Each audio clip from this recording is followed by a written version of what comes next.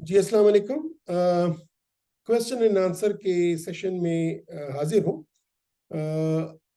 मेरी यूट्यूब पे वो एक वीडियो है कि जी जो मैंने अपलोड की थी, हेपेटाइटिस बी का इलाज कब क्यों और कैसे।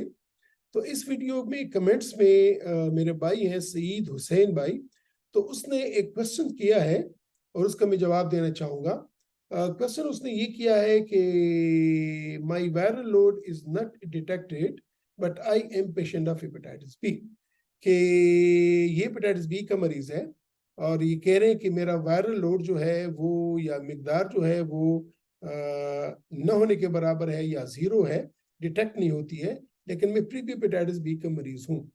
तो सही भाई, मैं अपने वीडियोस में हेपेटाइटिस बी के वीडियोस में बार बार कह चुका हूँ कि हेपेटाइटिस बी का मरीज होने का मतलब ये है कि उसको किसी शख्स को एचबीएस पॉजिटिव आया है, और जब उसका एचबीएस पॉजिटिव है तो उसके ये मतलब नहीं कि वो बीमार है।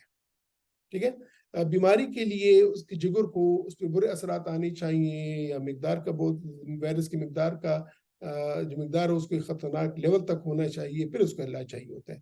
तो ऐसा ही लगता है कि शायद आप का जो पीसीआर नेगेटिव है, तो वो तो या तो अल्लाह ताला ने खुद आपकी बॉडी की ताकत से उसको कंट्रोल किया हुआ है, या आपने शायद कोई दवाइयाँ ली हैं कि जिसकी वजह से वो नेगेटिव हो गया है।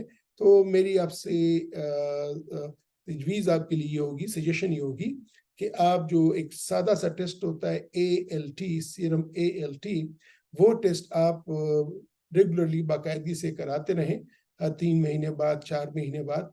अगर ये ALT लेवल ज्यादा होता है तो फिर उस वक्त आप अपना PCR रिपीट करें, और अगर आपका PCR लेवल भी एक खतरनाक हद तक खुदा न करे पहुंच जाए तो फिर आपको इलाज की जरूरत होगी।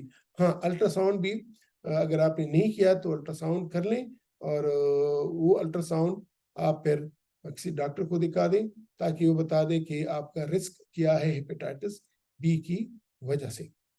तो उम्मीद है कि सईद भाई, मेरे इस एक्सप्लेनेशन से आपको आपके सवाल का जवाब मिल गया होगा। इजाजत लूंगा, खुदा हाफिज।